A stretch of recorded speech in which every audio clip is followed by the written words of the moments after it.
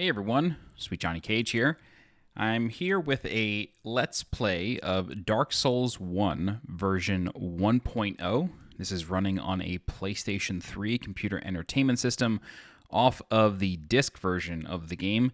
So I've uninstalled all the patches and we're just playing the base game version 1.0, no DLC. The reason I'm not calling this a walkthrough is because no one is going to play this game. I'm sort of just curious about this. Earlier this year, it might have been last year, I went through Dark Souls 2 version 1.0 in order to showcase the differences between the original release of the game and the Scholar of the First Sin version of that game. They are very different experiences, take place in the same world, of course, but enemies are in different places, items are in different places. Things are different. Dark Souls 1 was not changed too much within patches. I mean, obviously the DLC was added later on, the Artorias of the Abyss DLC. That will not be part of this playthrough. But for the most part, it's kind of the same game. It just went through a lot of balancing. Most notably, lightning was very strong at the beginning of this game, or in 1.0, so we are going to use lightning throughout this playthrough. I normally don't play casters, but I figured, you know what, this is a casual playthrough. Let's go for it. Okay, here we go. So let's name our character. So for those of you who have not played a PlayStation 3 game ever, this is what the keyboard used to look like, and this is based off of old cell phone keyboards. So if you can imagine that. I was a T9 user on my cell phone, so we'll call this guy 1.0.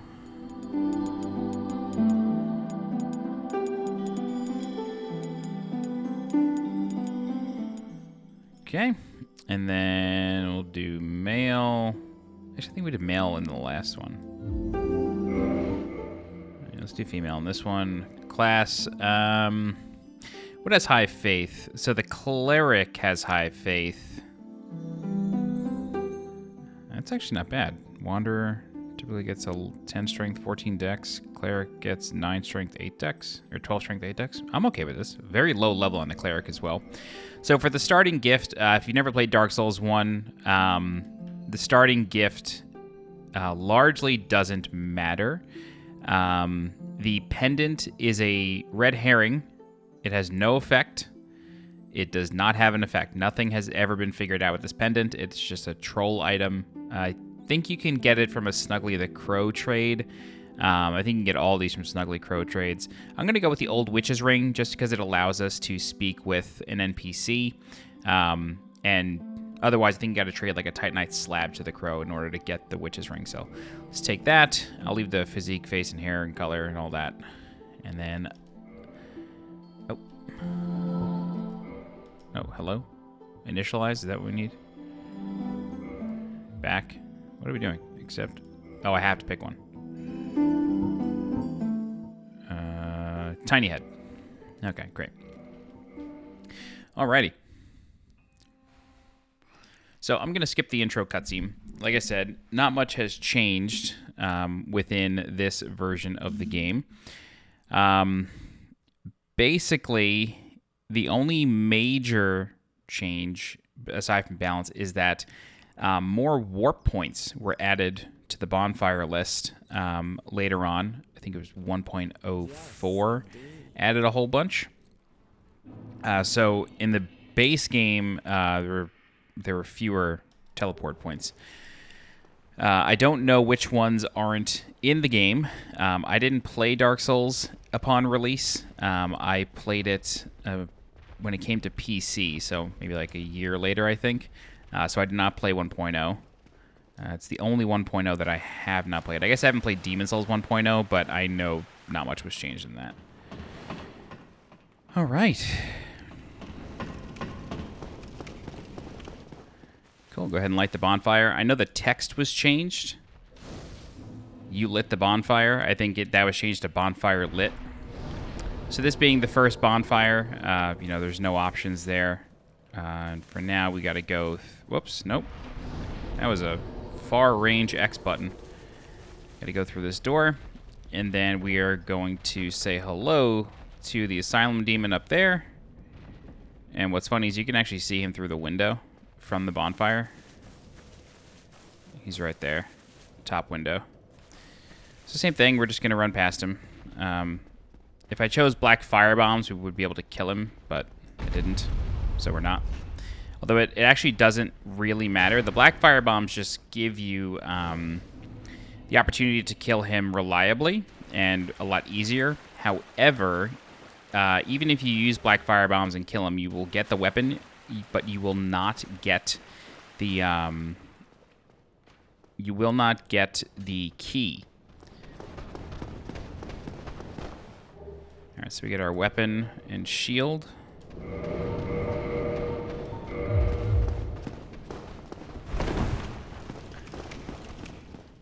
So, if you are of the generation where, like, maybe the PS4 was your first console, or, you know, Elden Ring was your first Souls game, or even Demon's Souls Remake, the PlayStation 3 only runs at 720p. And so, the frame rate is also trying to reach 30. It is not successful most of the time. There's a lot of judder in the PS3 version of this game. So, if you have, you know, if you're prone to motion sickness, this game might get you, especially later on when we go to the depths in Blighttown. Okay, so we have to rescue Oscar, or at least speak with him. So we want to walk up this staircase, and then the bowling ball goes down, and then we can speak with Oscar. You're no hollow. Thank goodness. I'm done for, I'm afraid. I'll die soon, then lose my sanity. I wish to ask something of you. You and I, we're both undead. Hear me out, will you? Regrettably, I have failed in my mission. But perhaps you can keep the torch lit. There is an old saying in my family. Thou who art undead art chosen, and thine exodus from the Undead Asylum maketh pilgrimage to the land of ancient lords. When thou ringeth the bell of awakening, the fate of the undead thou shalt know. Well, now you know, and I can die with hope in my heart. Oh, one more thing. Here, take this. An Estus flask, an undead favorite. Oh, and this. Now I must bid farewell. I would hate to harm you after death. So go now, and thank you. All right, and that's Oscar. So he gives us the Estus flask, and he gives us the Estus flask as well as the key to escape the asylum. Now, I'm just going to check something, because I have never tried this. What happens if we try to use this door again? Locked by some contraption. Okay, so you do have to do the plunging attack on the boss. Never thought to check that. All right, so as soon as you get towards the staircase, Oscar dies. You know, it's very sad, but he's got to go. And he sets us off on the quest of Dark Souls, at least the first quest. Get ourselves a canvas talisman.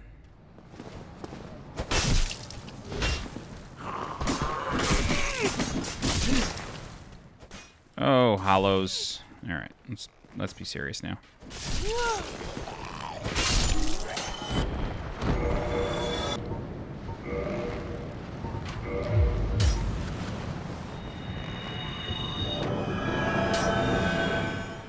So something I've just noticed is a difference between Dark Souls 1 and other games in the series. So Dark Souls 1 has you pick up your equipment as you go through the Undead Asylum. You pick up your sword, you pick up your shield, and we just picked up the talisman. The other games in the series, you start with your equipment. I think Dark Souls 2, you start naked, but then you get it from the witches when you pick your starting class. But because we were just able to pick up our equipment and it goes into our inventory, it forces us to go through the menus. And the interesting thing is that in other Souls games, if you are a caster or a class that has some sort of range ability, like a crossbow or a talisman or a catalyst or whatever, it will always be in your left hand. So the game is like kind of by default like forcing you to sacrifice your shield in order to cast spells. Whereas I prefer to put it in my right hand, this way I can keep the shield. But, yeah, just something I noticed. I think that's the way it is. Alright, so we do our plunging attack. Chunk this guy for half his health.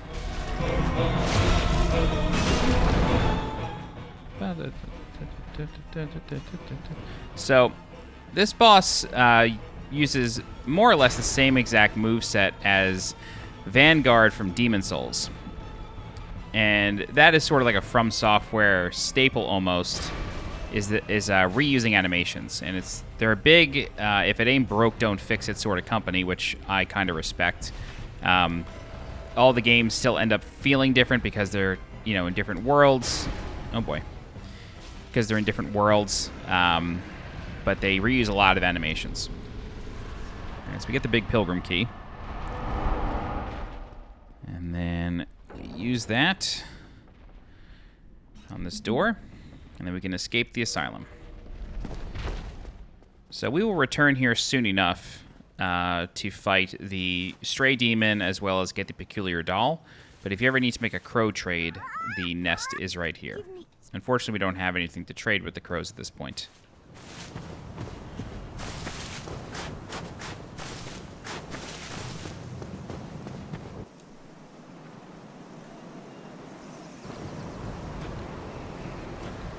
Only in the ancient legends it is stated that one day an undead shall be chosen.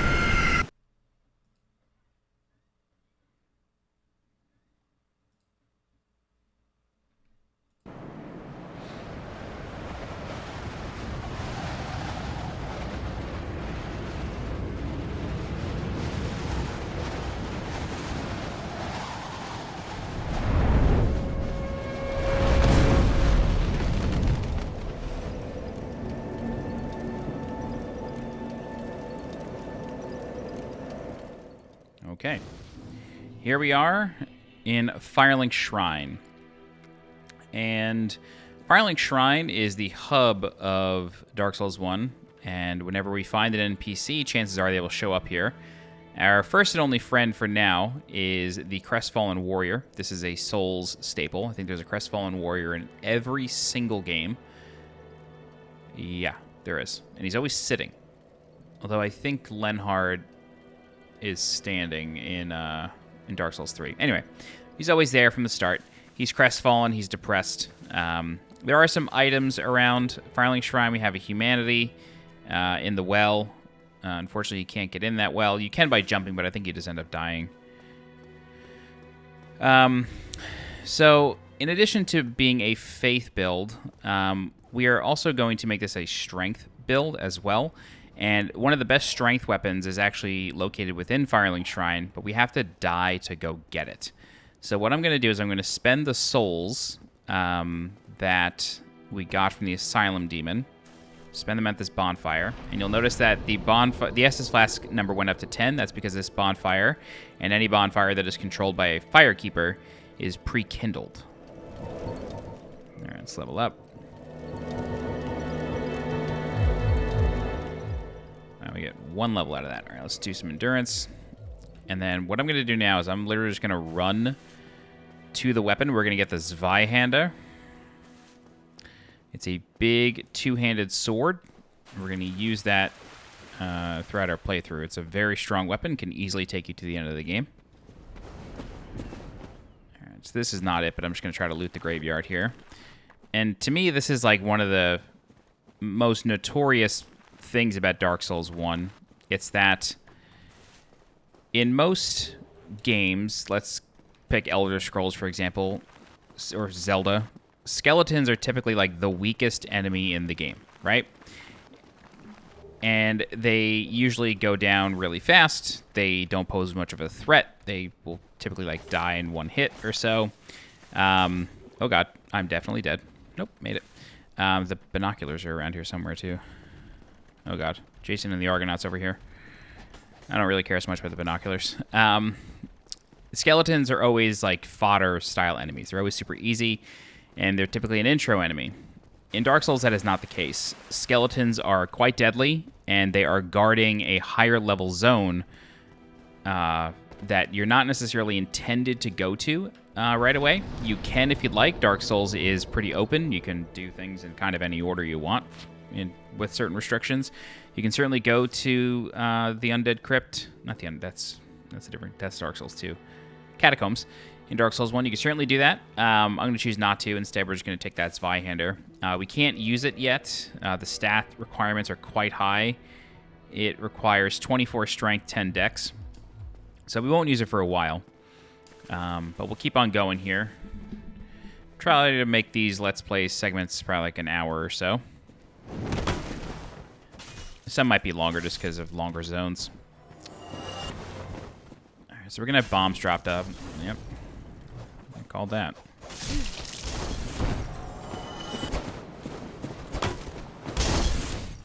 No, not a backstab.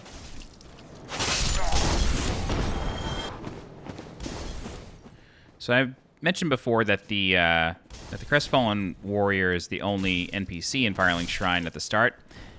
It's not necessarily true. Anastasia of Astora, the Firekeeper, is there as well. There's not much to do with her. She does not speak to you, but she is located in a tiny little alcove underneath the bonfire. But early on in the game, there's not much to do with her. Eventually, she does get murdered, and we can recover her soul, restore her back to life. However, doing so also restores her tongue, and she will then speak to us. In the beginning of the game, she does not speak. I think the message literally says she does not speak. But if we restore her tongue, she thanks us for bringing her back to life, but she says that her tongue should not have been. She has an impure tongue. And so she doesn't speak to us again after that. But it's just sort of like a nice little flourish in this world that even though, the player might be trying to do the right thing, some people, you're sort of acting against some people's will. All right. So as we make our way to the Undead Burg, I do want to mention that I actually started this a while ago. This is not my first time playing 1.0. I didn't get very far. I killed the gargoyles and stopped. And the reason for that is because the game felt the same. And I started playing Dark Souls 1 1.0 almost immediately after finishing Dark Souls 2 1.0. And because everything felt the same, and Dark Souls 1 is just a really good game, performance aside, I just wasn't interested in continuing. And then I kind of thought, well, wait, a lot of people probably haven't seen 1.0 of Dark Souls 1. I haven't seen 1.0 of Dark Souls 1. So maybe there's, maybe it's worth doing in some capacity. And so if you are a follower of my channel, you'll, and, you're watching this as it goes live, you might be aware that I am going to be taking a bit of a break from YouTube for the rest of the summer. And I was considering playing through this and just uploading it in pieces. This way I have content available, while I'm on break. So this way I can take the break and not have to worry about content. This way my channel kind of stays, stays relevant in the algorithm and, everything's okay. So that's the reason I'm doing this. But I've also never done a Let's Play. I've always done walkthroughs. And my commentary style, even in this video, is definitely walkthrough-esque, I'm explaining everything. Because I have played this a bunch of times. This is not a blind playthrough, obviously. I mean, I covered this game extensively on my channel. But I still thought there might be some value to it. And so, this is casual for me. And so, hopefully it's casual for you as well. But hey, if you're like me and you're curious about, previous versions of Souls games and you're actually going to use this as a walkthrough, great. Happy to have helped. Oh, God.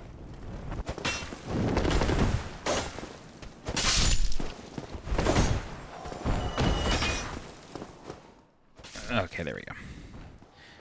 I'm not used to the dodge timings of 1.0, or of PS3. It's quite slow. So I always mention this whenever I play these games, but fog walls that don't lead to bosses, I wish they didn't stop doing that. It added like a moments of tension that, you know, were quite nice. All right, so this is the Hellkite Drake. Shows up, somewhat similar to Demon Souls when you enter Boletaria level 1-1. The blue dragon shows up with a bunch of corpses in its mouth. I think it's a blue dragon. With a bunch of corpses in its mouth. And of course, you can kill the blue dragon later on. And we can do the same thing for the Hellkite Drake. Alright. So we're going to make our way over to the Undead Merchant here.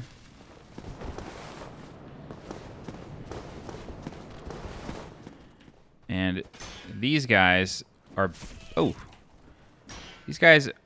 Oh, my goodness. These guys are kicking tutorials, enemies. They have these big shields. They hide behind them with their spears. But if you press forward in R1, you can kick the shield away and quickly break their poise. And the same can be done to players in PvP as well. Unfortunately, there's no hint here for kick, but kick is not always the forward R1 animation. If you're using a curved blade like a scimitar, you will get a backstep slice. So maybe that's why they didn't put the tutorial. Not sure.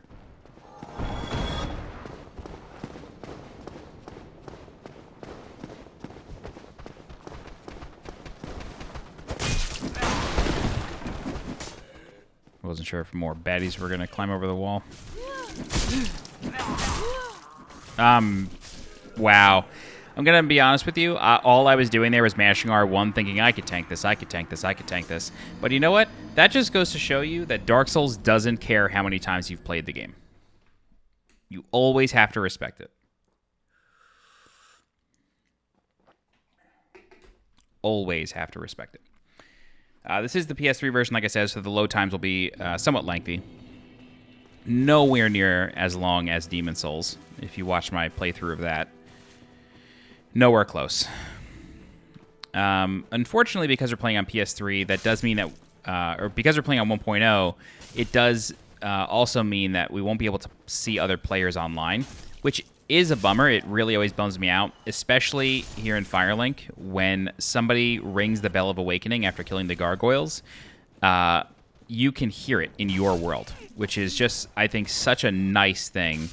It helps you feel not alone, and it also, you know, I don't know, like, I get happy whenever I hear that sound. Like, I sort of cheer that person on in spirit, and I just think that's such a nice little thing that they did in this game. Ooh, almost poisoned. So that rat can drop humanity. That's why I'll always kill it. It is passive at the start. It will very rarely attack you right away, if ever. But, yeah, it can drop humanity. Man, I can't believe I died in Undead Burg. I mean, I absolutely can believe it. It's crazy. It's because I got greedy. It's always because you get greedy.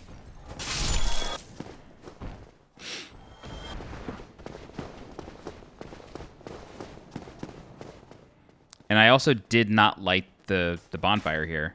I deliberately didn't light it because I was like, oh, I'm just going to the merchant. You know, no need.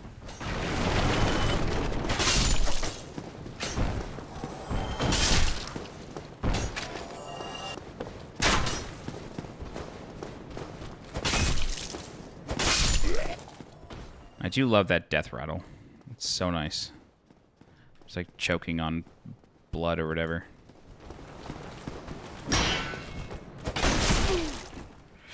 Oh.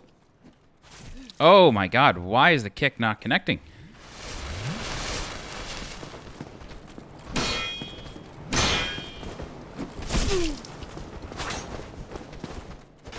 What is happening?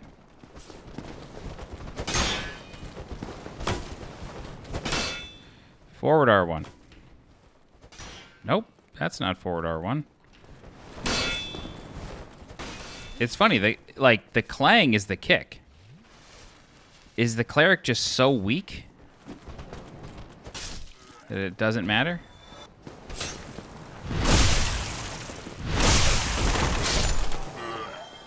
Ooh, nice spear. Okay, let's go. Oh, forgot about him. Let's go back to the scene of the crime.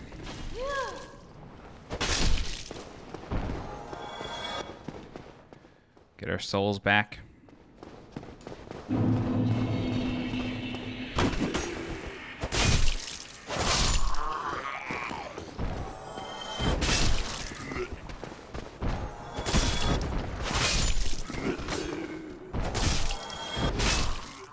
Okay.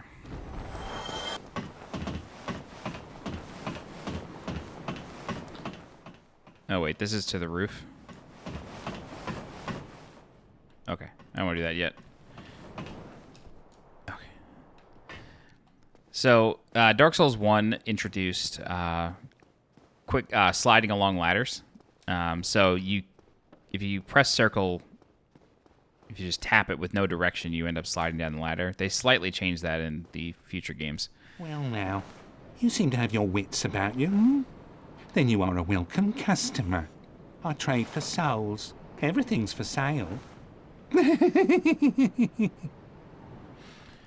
Alright, so this is the Undead Merchant. I do believe his inventory was changed in later versions of the game. I believe he sells like the bottomless box and all that. But for now, he only sells the repair box and the residence key. And he does sell the chain set as well. So let's go ahead and purchase the residence key. Oops, wrong one. I'm not going to kill him on this playthrough. I am going to leave him. I generally kill him for the Uchigatana, but because I'm doing a Strength Faith build, I won't be using the Uchi, so we'll leave him. Let's actually talk to him, because I do believe he has some interesting dialogue that I have not heard in a long time.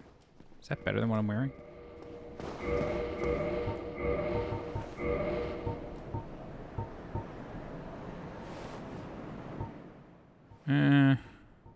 Not really. Oh, you... I hope you... Things are getting treacherous in these parts. A horrible goat demon has moved in below. And up above, there's that humongous drake and a bull demon too. If you stick around this place, it might end up being your grave. Here, I'm not here to chit-chat. We talk business or we talk nothing at all. Here. So if you notice, he seems to be petting something. It's invisible. There is... Go and fall off a cliff. If you fight him, when he dies, he starts saying, Yulia, Yulia. And the idea, among Souls fans is that there's a cat that he either had in life and is just not here, but he's petting a ghost or something, or the cat was just never programmed in the game. Anyway, that's the Undead Merchant. Like I said, we're going to leave him alive on this playthrough. And now that we have the residence key, we can start opening some doors. Oh, I forgot to traverse the rooftop. Let's do that now.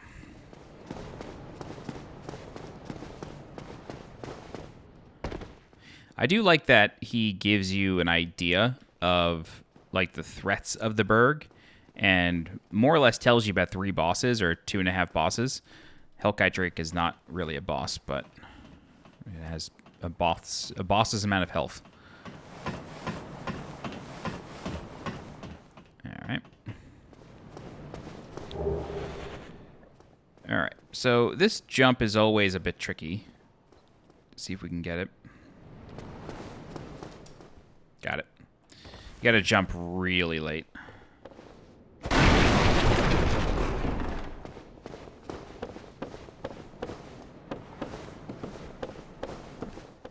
Nice.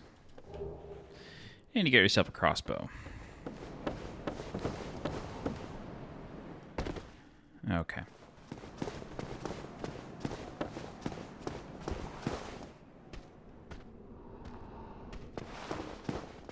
Whose footsteps are those? Oh, it's these guys.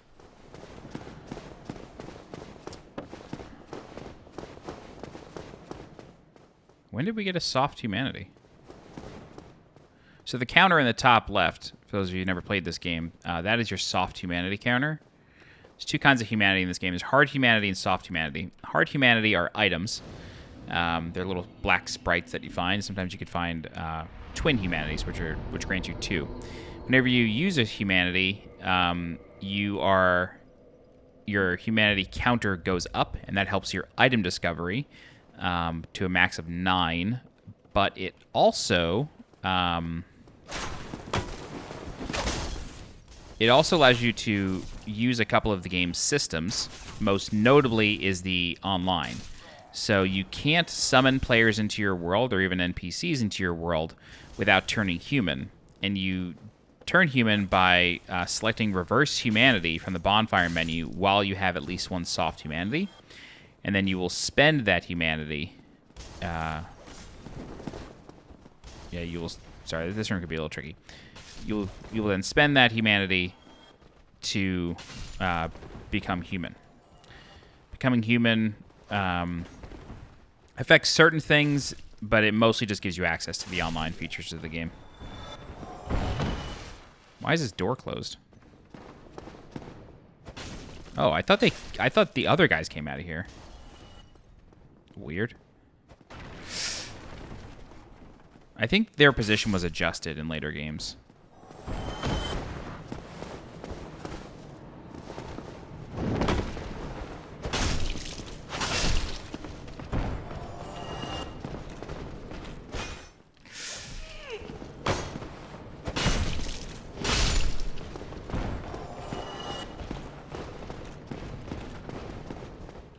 I think this is gold pine resin. Black firebomb.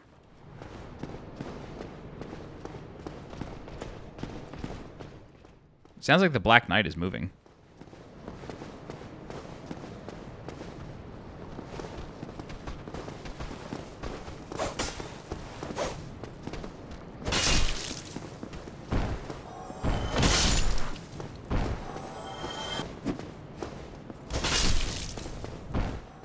I'm also going to come up here and kill this crossbow guard. Just because when I start going on the rooftops, he's going to try to mess with us. And nobody puts baby in a corner.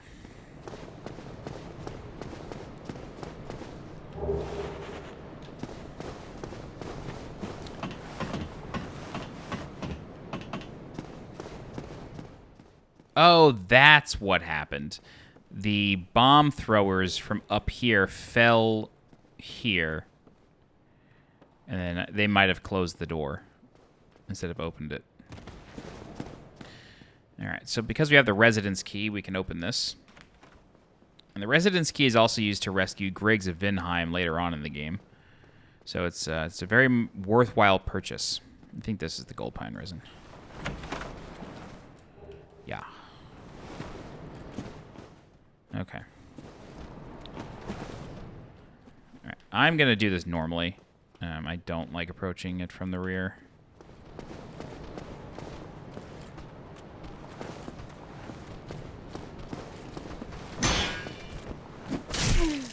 I don't understand.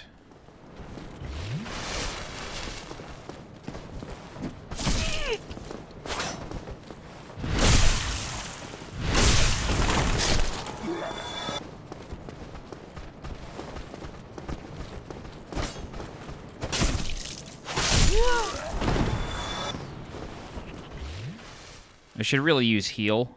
I keep forgetting I'm a cleric. I should really use heal instead of the flask because I'm going to need the flask for the boss because that boss gives you no time to heal. Alright, let's give the Black Knight a shot. So, I'm really bad at backstabbing this thing. I'm like hardly ever able to do it. And he's also like tilted on an angle. Yeah, I can never do it.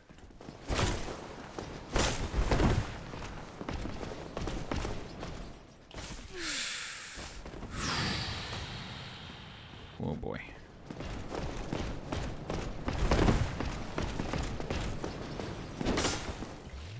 Alright. Yeah, I can never backstab him.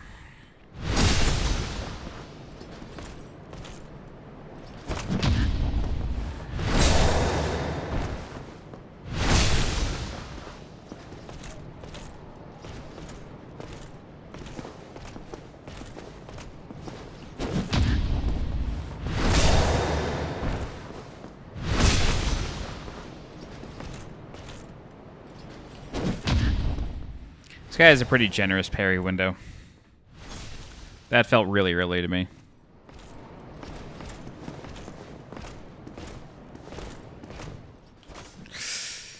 As soon as I say it's generous, he goes and does that. Alright. Okay, I don't want to die. Not dying would be tight. That's sneaky. There we go.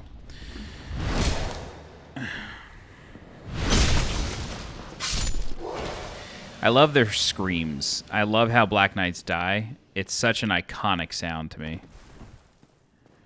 It really sounds like they were screaming inside their helmets as their soul is just ripped from their body. Okay, blue tier stone ring, which increases defense while our HP is low. It's very helpful.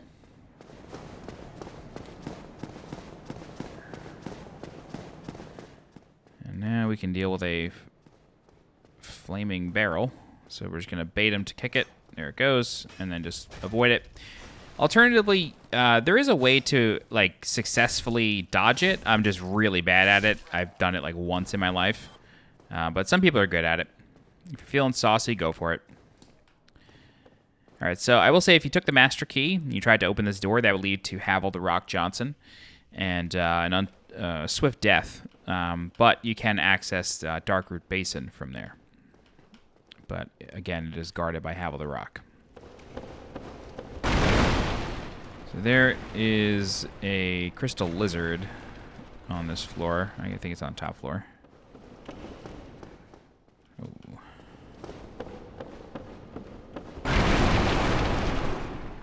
Yep, there it goes. So crystal lizards in Dark Souls operate differently than Demon Souls. In Demon Souls, they will come back to life a certain amount of times. However, it is a finite amount of times. And typically when you kill it, it's dead. But if it runs away from you and disappears, you only have a few more tries. I forget the exact system, but in Dark Souls 1, they will always come back to life whenever you reset the area until they're dead. So once you kill them, they're dead. But if you mess up, you could just like warp or die and they'll respawn. Or rest at a bonfire, obviously. Okay, so this is the Taurus demon. Fight is basically the same, but with a key change in 1.0. The enemy placement of the archers up top is different. So, what we need to do is we need to take care of them. It's still the same exact strategy, but now this guy is like right in front of the ladder, and you are almost guaranteed to take a hit. So, they try to do you dirty. It's just a little frustrating.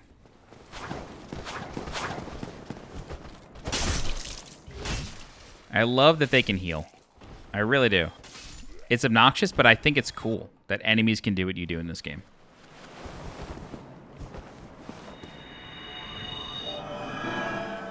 Okay. All right, so same strategy as always. We're basically just going to aggro the demon, or the Taurus demon, and then run up the ladder. Hello. And this music starts at an 11. It's got like a hard needle drop. Same exact music as the Asylum demon. Now, if you wait too long, he will follow you up. So you gotta be quick.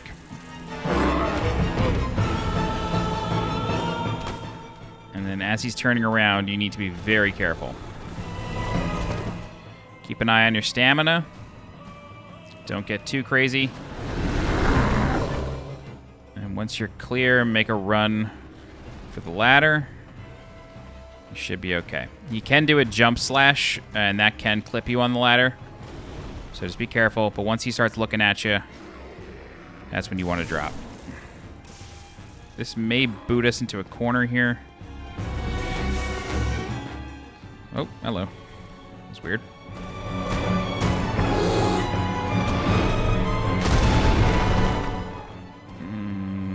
This is risky. I might die.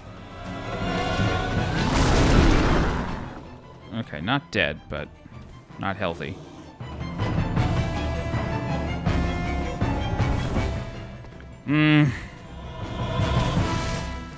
Yeah, that was just really poor timing.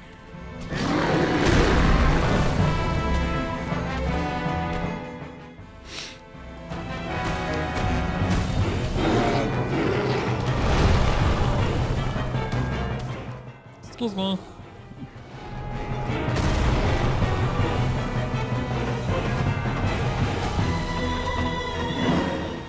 Woo! That was close. Alright. Couple hits with a triangle R1. He goes down. First try. I'm actually really glad I did that first try. Okie doke. You defeated. I think they changed that to enemy slain.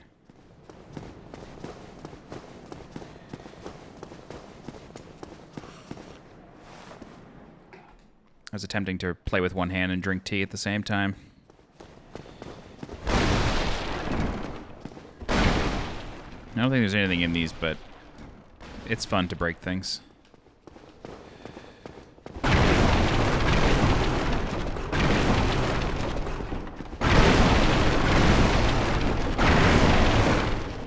There's a corpse behind here, though. Okay. Okay, now it's time to meet everybody's favorite undead, Solaire of Astora. Ah, hello. You don't look hollow, far from it. I am Solaire of Astora, an adherent of the Lord of Sunlight.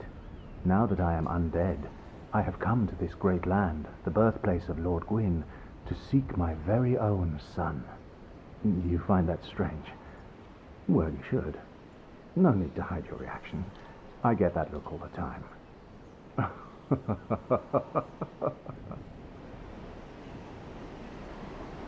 Oh, aha. So I didn't scare you. I have a proposition, if you have a moment. The way I see it, our fates appear to be intertwined. In a land brimming with hollows, could that really be mere chance? So what do you say? Why not help one another on this lonely journey? This pleases me greatly. Well then, take this. We are amidst strange beings in a strange land. The flow of time itself is convoluted, with heroes centuries old phasing in and out. The very fabric wavers, and relations shift and obscure. There's no telling how much longer your world and mine will remain in contact.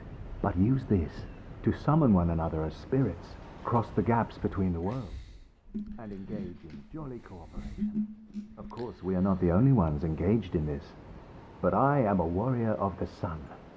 Spot my summon signature easily by its brilliant aura. If you miss it, you must be blind.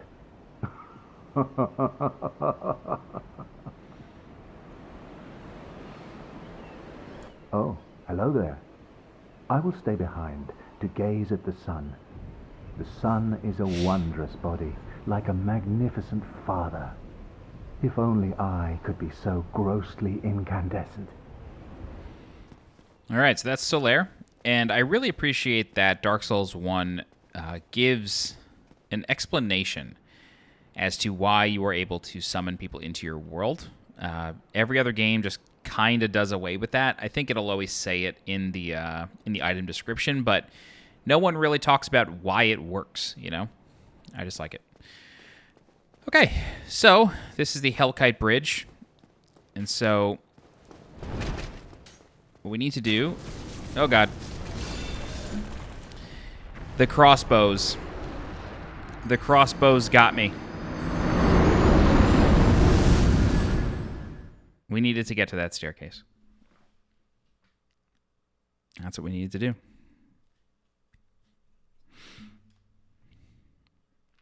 We'll do it again. And it would have led to this room. So it sucks that we didn't get the shortcut, but it's okay.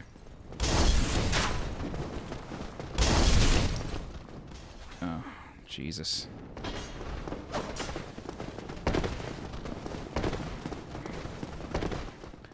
Got a party over here.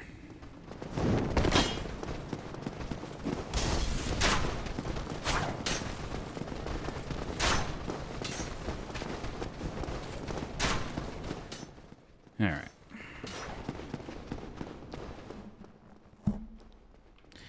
Try that one more time. So we've died twice here in early Dark Souls 1. Kind of glad. I'm honestly glad. I don't mind dying in this game. Is this guy still following? I think he left. Okay. Is it on the bridge? Of course it's on the bridge. Alright.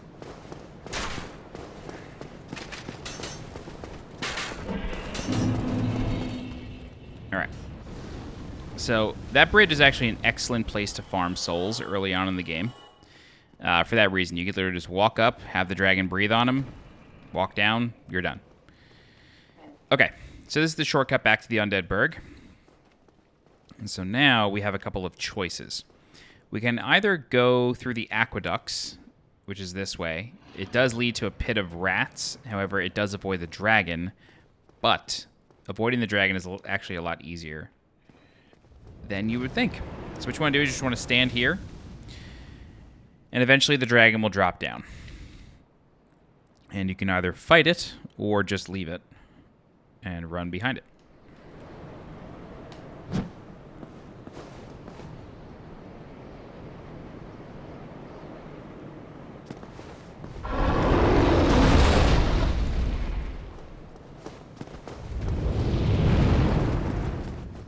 Go ahead and light this bonfire.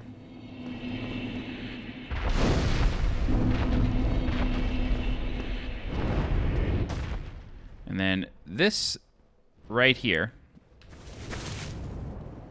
Okay. This is the Warrior of Sunlight statue. This allows you to join the Warrior of Sunlight Covenant. However, you need, I believe, 40 faith to do so. However, for every person you help kill a boss, so every time you put your white sign soapstone down, they summon you into their world and you successfully kill the boss. Every time you do that, it drops the faith requirement of interacting with the statue by 5. Or it's either 5 or 8. So you just want to keep helping other people, and then eventually you'll be able to talk to that statue or just raise your faith stats super high. Okay. So let's go ahead and level up again. Alright,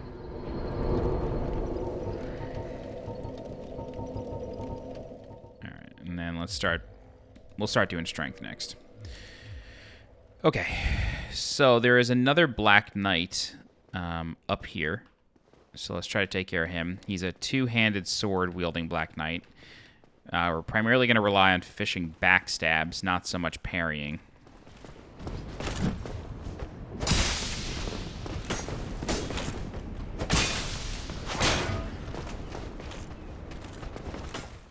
Ugh, the wall.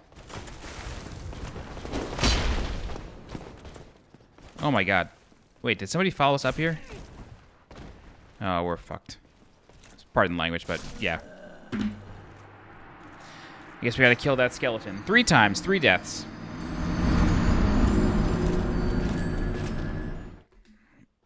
And you know what? Each death is my own fault. I didn't respect the dreglings. What was the other death? I didn't respect the dragon. And now this. Or the crossbowman is what killed me.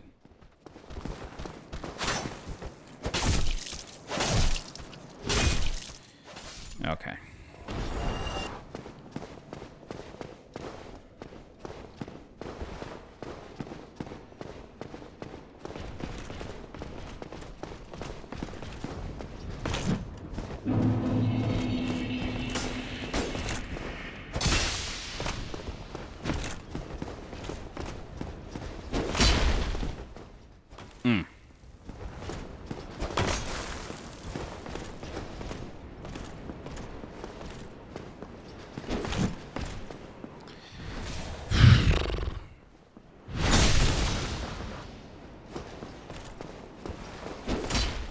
I really don't want to rely on parrying this guy.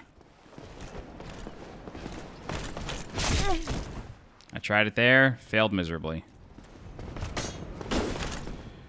What is this camera doing to me?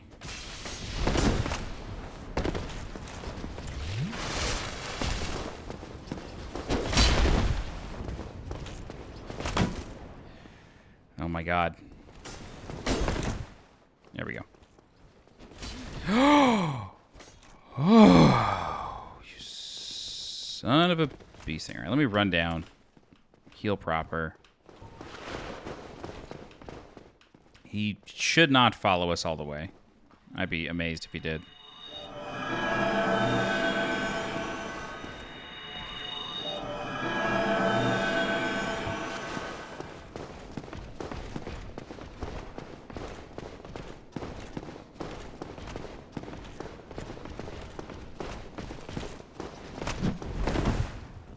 Buddy.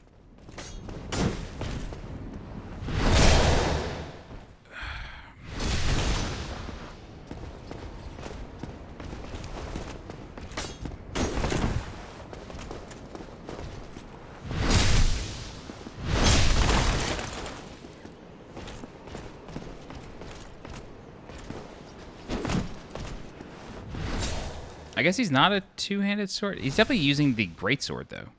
Yeah, he's one-handing a greatsword. Wow, that was so early. That should not have worked. Okay, we got the shield.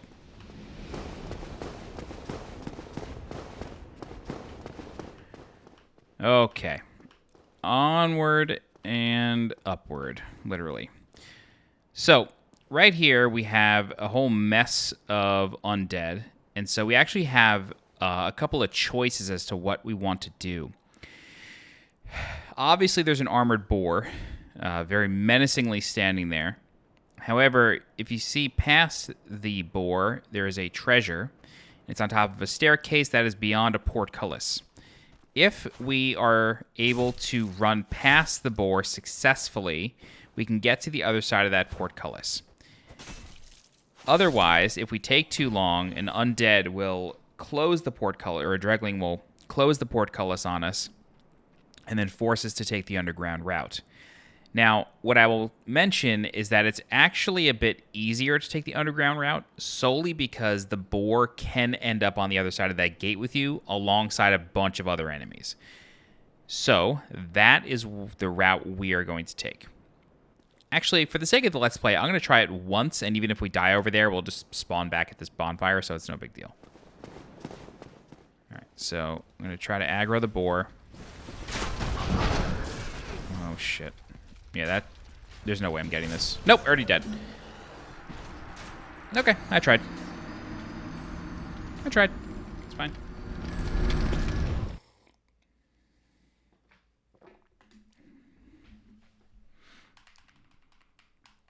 So, unfortunately, that portcullis, well, I don't think the undead actually hit it. But once it's closed, even through death. Let's see. It's still open. We can give it another shot, I guess.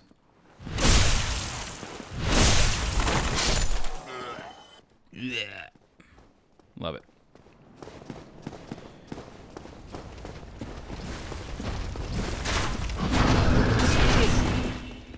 Oh, it is closed. Shit. Oh god, this is pretty bad. Okay, so the boar can't get up here, but now we have extra enemies.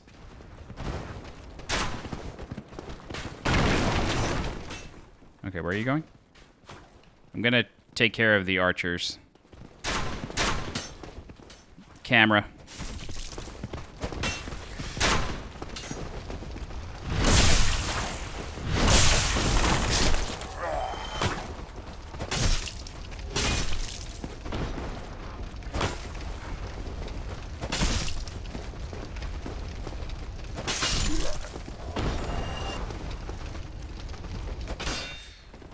Oh shit, boar.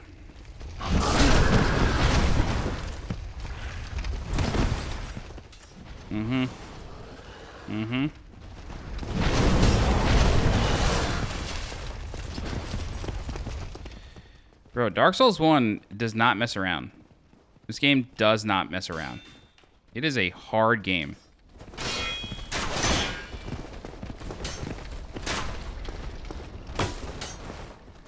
Shouldn't do this here.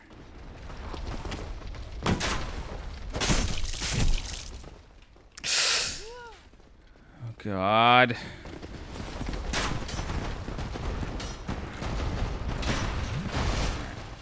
So that guy is baiting me into following him, which is fine.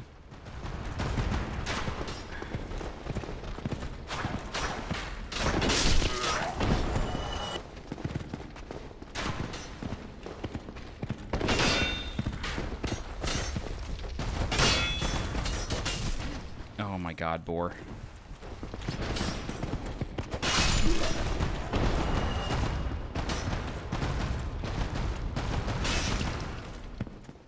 So if you do forward R2s, you can break through the armor. However, there is an intended way to kill this thing using alluring skulls.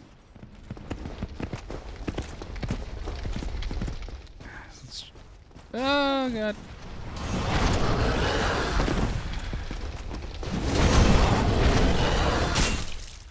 Okay. Sweet. Relief.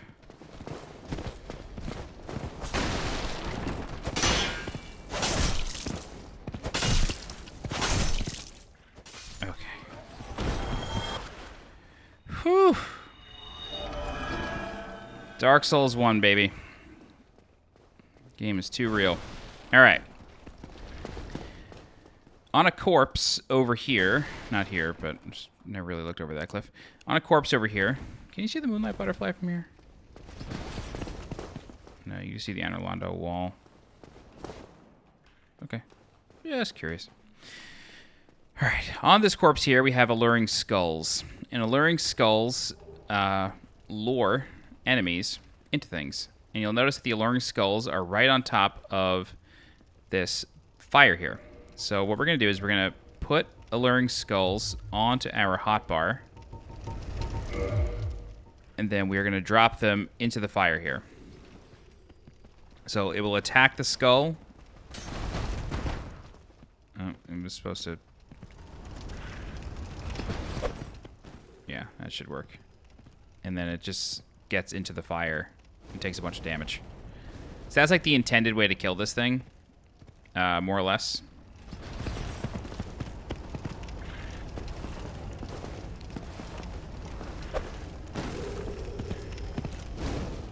Boom. Alright, no fanged boar helm, which is a bit of a bummer, but it's okay. We'll get one later on. Alright, so Dregling ran in here in an attempt to bait us.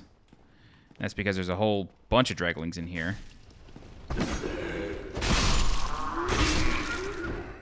Be careful when locking on in this room. There are a lot of Dreglings, and the camera loves to go nuts.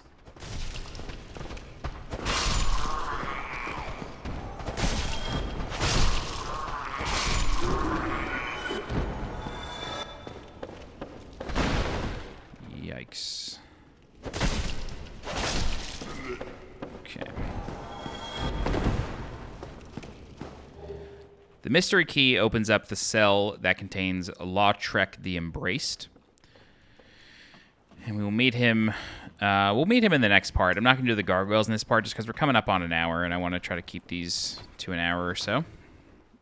But we'll basically get back to Firelink Shrine. Whoa, Dregling. We'll get back to Firelink Shrine and then call it. Oh, forgot about that.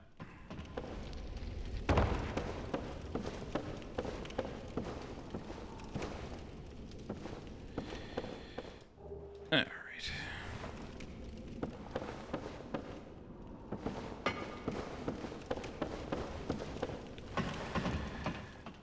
All right, so we've got a few more enemies to deal with.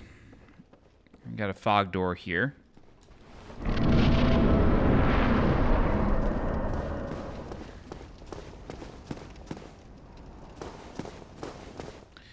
So we have a Balder Knight here.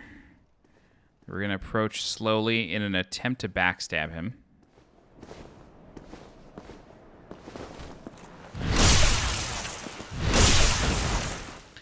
The Balder Knight has a buckler shield, which he... Oh! God, camera. Which he can position into a parry stance. And if he ever puts his hand up like that... He's really positioning the sword, I guess. If he's ever positioning like that, he is going to parry you, so don't even bother hitting him. Just wait.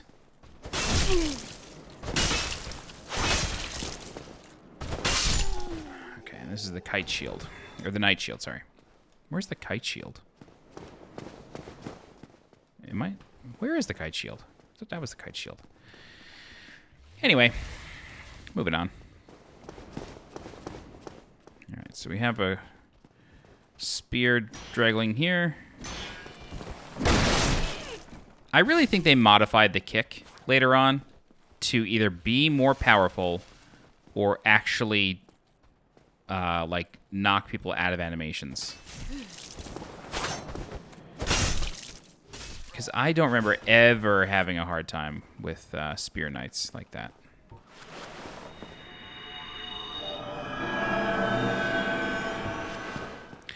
Alright, so this is a bit of a trap. There is a Balder Knight on the right. Oh, it's Spear Knight? Because where's the Balder Knight?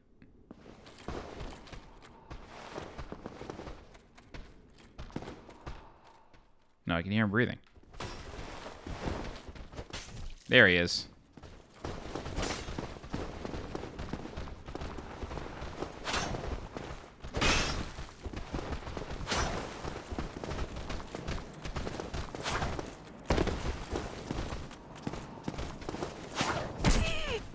I can't believe that just happened. God.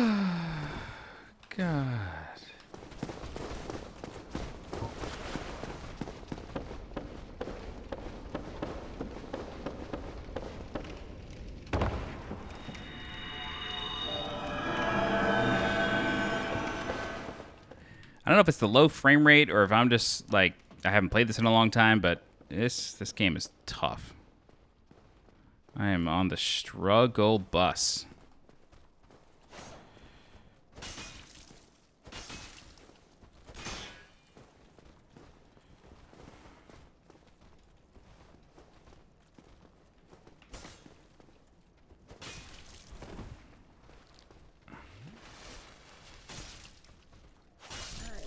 Yeah, don't S this on me, buddy. It's not allowed.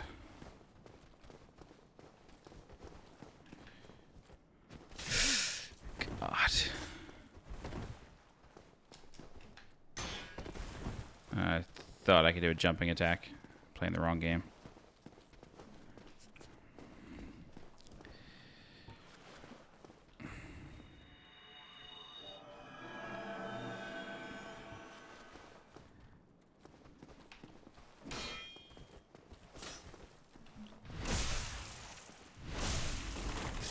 Okay. Still have a little bit of work to do.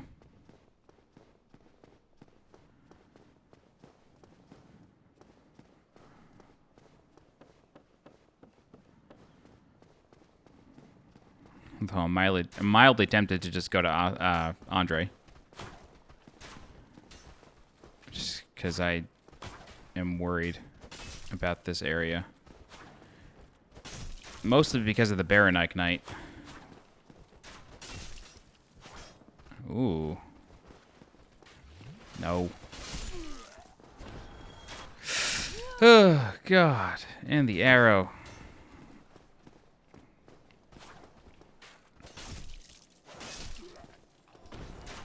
Okay.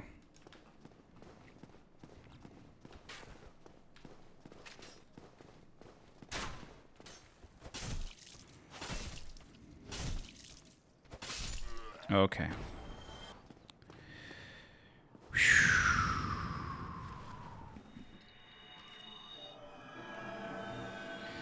All right, do or die. Let's fight the Baronite Knight.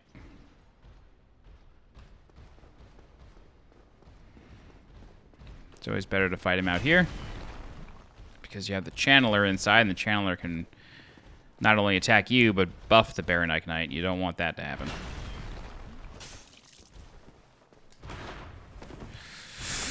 Oh, shit.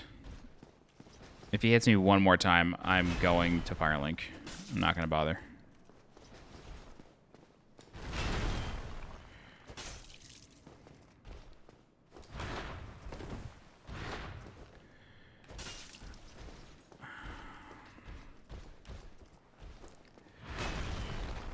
Ugh. We're going to Firelink. We got him next time.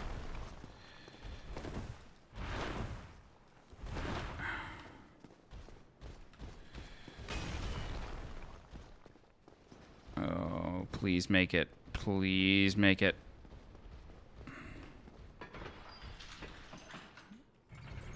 Okay. Whew. Okay. Well, this is everybody's favorite shortcut here. This is the shortcut back to Firelink Shrine. It's honestly one of the best shortcuts in video game history. Easily, easily, easily. Alright. So when you show up at Firelink Shrine, Petrus of Thorland will be here. I don't know if he shows up right at the start. He might have been here. I legit forgot about him until this moment. So, again, I said earlier, the only NPC is going to be Crestfallen Warrior. I was a liar once with Anastasia, and I probably am a liar twice with Petrus. Petrus is part of a questline that deals with Rhea of Thorland, who is a cleric on a pilgrimage to find the Rite of Kindling. He is a traitorous type, and we will learn more about him much later on. But if we speak with him, we can join his covenant. We'll do that next time, though. It's the Way of the White. There are a few ways to join Way of the White, either via Petrus or Rhea. Okay. Cool. That is going to do it for part 1 here. I do hope this has been enjoyable. I really never do Let's Plays. They're always walkthrough style. But I'm trying to take this a bit more casually while explaining the game as I go. But yeah, I hope it's been helpful to you. All right, if you have any questions, please feel free to leave a comment. I'll do my best to help you out. If you're looking for more of this Let's Play, please subscribe to the channel so you get alerted when new videos go live. If you're interested in supporting the channel monetarily, please consider becoming a channel member by clicking the join button below this video. You can also leave a super thanks by clicking the heart icon below this video. Don't forget to follow me on Twitter and join my Discord. The links for those are in the description below. As always, I'm SweetJohnnyCage. Thanks so much for watching, and I'll see you next time. Bye-bye.